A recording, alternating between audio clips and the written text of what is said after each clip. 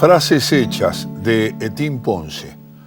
Siempre ha ocurrido, pero tengo la sensación de que merced a una réplica comunicacional constante y potenciada desde la obscena concentración de los medios masivos de difusión, en los últimos tiempos ha recrudecido la circulación de frases hechas que tarde o temprano terminan convirtiéndose en inapelables definiciones para una gran parte de esta sociedad.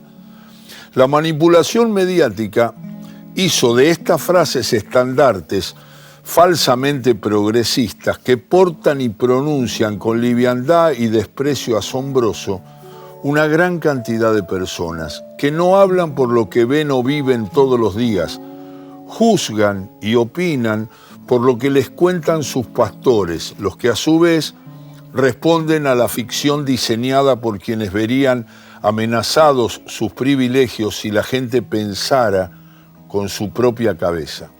Una de las citas más escuchadas dice: cada uno tiene lo que se merece.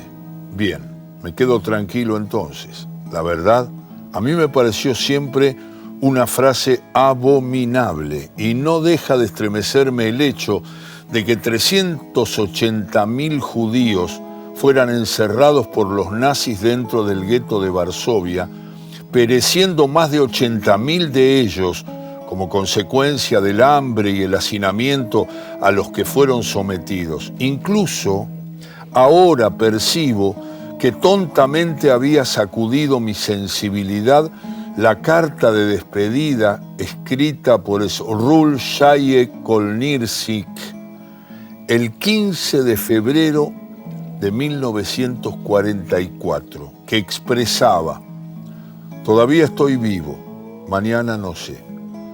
Escribo cuando ya no hay más judíos en Varsovia. Quisiera ver a mi amada mujer y a mis dos amados hijos. Días duros transcurren para mí. Quiero vivir, siento el final. Si alguien encuentra lo que escribí, publíquelo en un periódico para que mis familiares que quizás sobrevivieron sepan que en ese tiempo todavía yo estaba con vida. La carta fue encontrada 21 años después entre las ruinas del gueto. Es muy probable que el autor sea uno de los miles que desde julio de 1942 fueron deportados al campo de exterminio de Treblinka. Y yo que pensaba que aquellos eran crímenes de lesa humanidad, pero no. Resulta que en realidad cada uno tuvo lo que se merecía. Sobre la base de esta consideración, me alivia pensar que Kim Phuc, aquella niña que corría despavorida y desnuda por una ruta de Trang Bang, llorando por las graves quemaduras en su frágil cuerpo después de un bombardeo junto a otros niños, ni ellos ni Kim eran víctimas de una atroz injusticia. Solamente se trataba de lo que se merecían.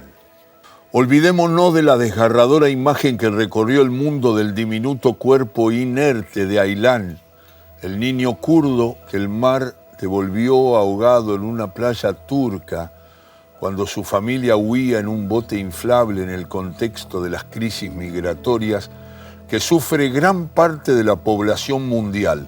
Seguramente Aylan, de 3 años, su hermanito de 5 y su madre, que también murieron en el naufragio, como los cientos que mueren año tras año por las mismas circunstancias, no son víctimas de una tragedia que debe avergonzarnos, sino que solo tuvieron lo que se merecían.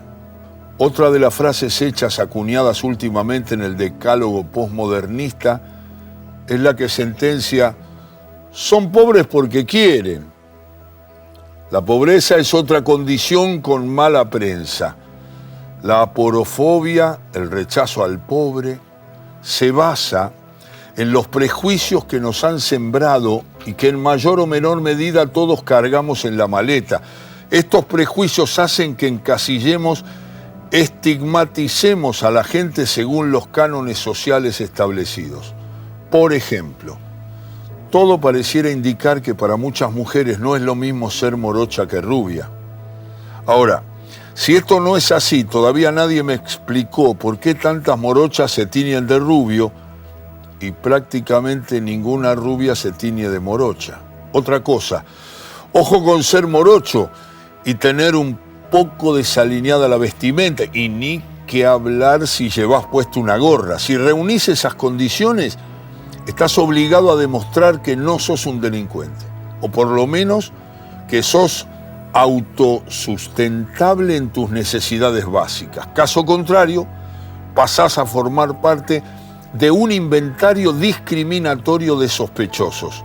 A las pruebas me remito. Un par de inviernos atrás, después del mediodía, salíamos en auto desde Buenos Aires con rumbo a Sunchales, con una parada en la ciudad de Santa Fe para dejar allí a un compañero. Como solemos hacer antes de entrar a la ruta y para no demorarnos en el camino, preparamos el mate y cargamos el termo con agua caliente.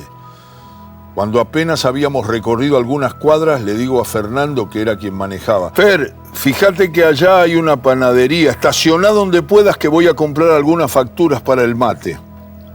Entro a la panadería, no había nadie. Buenas tardes, me dice la chica del mostrador, ¿qué desea llevar? Me acerco al mostrador y le pregunto, ¿cuánto cuesta la docena de medialunas? 180 pesos, responde. Bueno, poneme una docena y la docena de vigilantes también 180 pesos. Entonces le pido que agregue los vigilantes a las medialunas. ¿Algo más?, me pregunta después de armar los paquetes. No, nada más, le respondo, pero en ese mismo momento percibo en otro sector del local la vitrina con masas finas. Esperá, ¿me podés poner unos 500 gramos de aquellas? Ella, más que mirarme, me escanea. Esas son caras, señor, me advierte, estimando que mi poder adquisitivo quizá no respaldaría semejante gasto. Me observo en un espejo ubicado detrás de una de las vitrinas y por mi aspecto y por obra de los prejuicios que todos cargamos, concluyo que no es extraña la advertencia de la chica. Y digo sonriendo, sí, claro, como son masas finas, son más caras. Igualmente poneme medio kilo. Perdón, no quise ofenderlo, reacciona ella un tanto incómoda. No te hagas problema.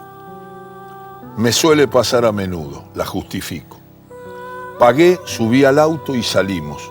Viajábamos confortablemente, incluso tuvimos que subir la calefacción del auto para morigerar el impacto de los 2 grados externos que marcaba el tablero del vehículo. Hacía mucho frío y lloviznaba. Tomábamos mate mientras dábamos cuenta de las últimas medialunas. Serían aproximadamente las 6 de la tarde cuando nos detuvo el semáforo en rojo en la intersección de la autopista Rosario-Santa Fe y la avenida de Circunvalación. Oscurecía y la luminosidad lánguida del alumbrado ya tejía una mortaja turbia que aumentaba la inclemencia de la tarde. A nuestro lado apareció un carrito de 2 ruedas cubierto por las costras de una pintura que habría sido azul en otro tiempo, quién sabe si mejor. Un caballo famélico, más muerto que vivo, tiraba del carrito sobre el que iban 2 niños sentados en cajones de madera como improvisados asientos. Llevaban botellas y cartones, entre otras no muchas cosas más. El mayor tendría aproximadamente 10 años y era el que sujetaba las riendas. Deduje que el niño que lo acompañaba por los rasgos de la cara era su hermano menor. A tono con el carro y el caballo, ambos tenían ropas raídas por el uso y el tiempo que la llevarían vistiendo. Se los veía un tanto acurrucados por el frío, mientras la llovizna les lavaba la cara y les borraba la sonrisa. Mientras el semáforo de 3 tiempos nos retenía en el lugar, ellos nos miraban. Pensé que podían sentir en ese momento, si no bronca, impotencia y, por qué no, odio. En sus caras había una tristeza infinita y nunca sabré si eran solo gotas de lluvia las que descendían de ese par de farolitos apagados bajo las renegridas cejas del más chico o solo lágrimas de angustia. No era la primera vez que veía despeñarse inviernos enteros de aquellas miradas de sueños truncos. El semáforo nos dio luz verde y reiniciamos la marcha, pero ya no fuimos los mismos. Todo habitante de una nación se queda sin patria cuando el Estado le escamotea el derecho de vivir dignamente. Y esto ocurre cuando no se le garantizan potestades esenciales como el derecho de acceso a la salud, a la educación, a la vivienda, a su soberanía alimentaria. Más temprano que tarde, quien padece las humillaciones y las penurias que la pobreza provoca, tratará de recuperar lo que entiende que le pertenece y le quitaron. Y lo hará del mismo modo que se lo hicieron a él, compulsivamente. Los chicos del carro no tienen ni tendrán las mismas posibilidades que otros para salir de la indigencia. Y es probable, hasta natural, que la miseria y el odio los tornen mentalmente vulnerables y cometan actos reñidos con la ley. Lo que digo se relaciona con hechos que suceden a diario. Y en términos generales, todos sabemos que si no fuese por los pobres, las cárceles estarían vacías. O sea que, si tomásemos esto como caso testigo, podríamos alegar por carácter transitivo que el delito es un fenómeno inherente a la pobreza. De manera que, atendiendo a esta sentencia posmodernista, el que nace pobre nace también delincuente.